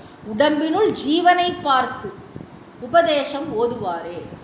ஆக உயிருக்கு, இந்த உயிருக்கு எது ஊதியம்? ஊதியம்னா பயன். இந்த உயிரோட பயன் என்ன? இந்த உயிர் பிறந்திருக்கு, மனித உடலில் பிறந்திருக்கே, இந்த உயிர் மனித உடலில் வாழ்கின்ற உயிருக்கு அப்படின்னு நம்ம சப்ளை பண்ணிக்கணும். எல்லா உயிர்களுக்கும் இந்த குறள் பொருந்தாது. மனித உடலில் வாழ்கின்ற உயிருக்கு ஊதியம், ஊதியம்னு சொன்னால் சிறந்த பயன் என்னது அப்படின்னு கேட்டால் ஈதல்.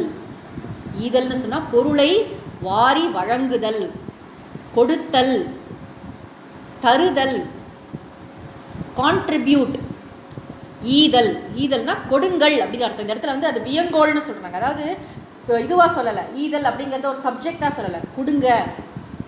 ஈதல் இசைப்பட வாழ்தல், இது ரெண்டையும் செய்யுங்க. ஈதல் செய்க, அந்த ஈதலின் மூலமாக இசைப்பட வாழ்க.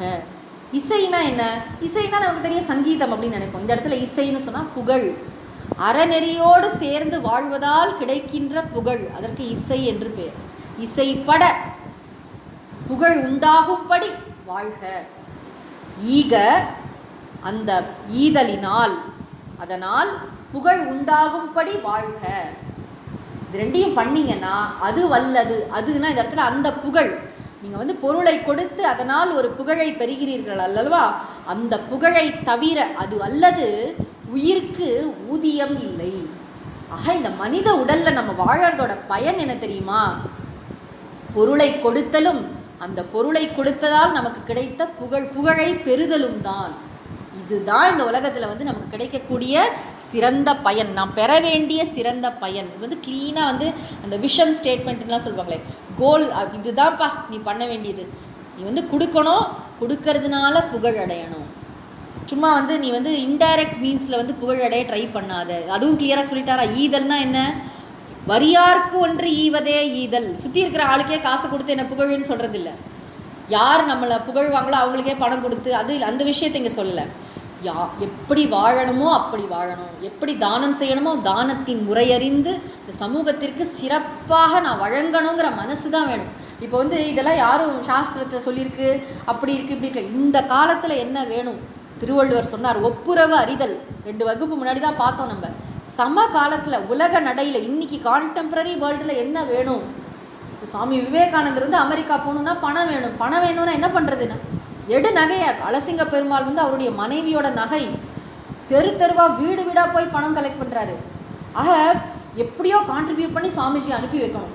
பாருங்கள், மனசில் ஒரு நோக்கம் வந்தால் வழி பிறக்கும், எல்லாமே நடக்கும், எல்லாமே சாத்தியம். உயர்ந்த நோக்கம் மட்டும்தான் முக்கியமே தவிர பாக்கி எல்லாமே things will fall in place. இறை அருள் இருக்கும், காரியங்கள் நடக்கும். நாம் செய்கிறோம் இல்லை, காரியங்கள் தானாக நடக்கும். நமக்கு உயர்ந்த எண்ணம் தான் வேணும், சிந்தனை தான் சிறப்பாக இருக்கணுமே தவிர பாக்கி ரொம்ப எனக்கெல்லாம் யார் ஹெல்ப் பண்ணுவோம் அப்படின்னு நினைக்கக்கூடாது. அனைத்தும் நம்மை தேடி வரும்.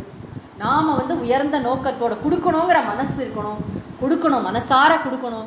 ரொம்ப வந்து அதை பற்றி தம்பட்டம் அடிச்சுக்காமல் என்னுடைய மன தூய்மைக்காக கொடுக்குறேன்னு நினச்சி நம்ம கொடுத்தோன்னு சொன்னால் அது நமக்கு சிறந்த புகழை கொடுத்தே தீரும். இந்த உலகத்தில் பாருங்கள், யார் புகழோடு இருக்கா அப்படின்னா கொடுக்குறவனை தான் இந்த உலகம் புகழும். இது சாதாரண ஒரு மேட்டர் ஆஃப் ஃபேக்ட் தானே. இதை கொடுக்கவே இல்லை, ரொம்ப கருமையாக செத்து போயிட்டானா அவனை யாராவது திரும்பி பார்ப்பாங்களா? நான் போய் டொனேஷன் கேட்டேங்க, 5 ரூபா கூட கொடுக்கலங்க அந்த ஆள் அப்படின்னா அவனெல்லாம் யாராவது மதிப்பாங்களா? இருக்கும்போதே அவனை பணமாக தான் பார்ப்பாங்க. சுவாமிஜி ஒரு கதை சொல்லுவார், ஒரு கருவேப்பிலை பாட்டி கதை அப்படின்னு. ஒரு அம்மா வீட்டில் கருவேப்பிலை மரம் இருந்ததா, யாருக்கும் ஒன்றும் கொடுக்க மாட்டாங்களா, ரொம்ப கருமி பாட்டி. அப்புறம் ஒரு கருவேப்பிலை மரம் இருந்தால் அதுலேருந்து யாராவது கருவேப்பிலை பறிச்சா கூட அந்த பாட்டிக்கு பிடிக்காதான். குழந்தைங்களாம் போனால் அடிச்சுடுவாங்களாம், யாரையும் கிட்ட சேர்க்க மாட்டாங்களாம். அப்புறம் என்ன ஆச்சுன்னா, அப்புறம் என்னாச்சு, ரொம்ப நாள் கழித்து அந்த பாட்டி இறந்து போனாங்க. அந்த கருவேப்பிலை மரத்தையே வெட்டி அந்த பாட்டி மேலே போட்டு சிதமூட்டி எரிச்சிட்டாங்களாம். அவ்வளோதான். இதுதான் கருவேப்பிலை பாட்டியின் கதை. அந்த மாதிரியாக வாழறது? எல்லாத்தையும் கொடுக்க வேண்டாமா? நம்ம கொடுத்து அதனால் வரக்கூடிய புகழ், அந்த புகழ்னால தான் இந்த உலகத்தில் நம்ம நிலச்சி இருக்க முடியும். இதுதான் உயிருக்கு ஊதியம்ங்கிறார். ஊதியம்னா என்ன?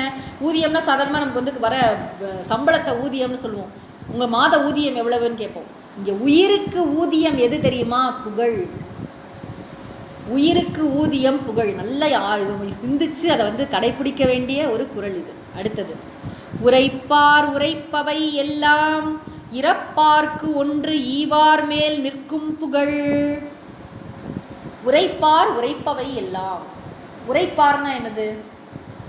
சாஸ்திரங்களில் சொல்லக்கூடிய பெரியோர்கள் அவங்க தான் சொல்கிறாங்க இல்லையா, உரைப்பவை எல்லாம். சாஸ்திரங்களில் என்னென்ன விஷயங்களை சொல்லப்பட்டிருக்கோ, உரைப்பவை அப்படின்னு சொன்னால் சாஸ்திரங்கள்.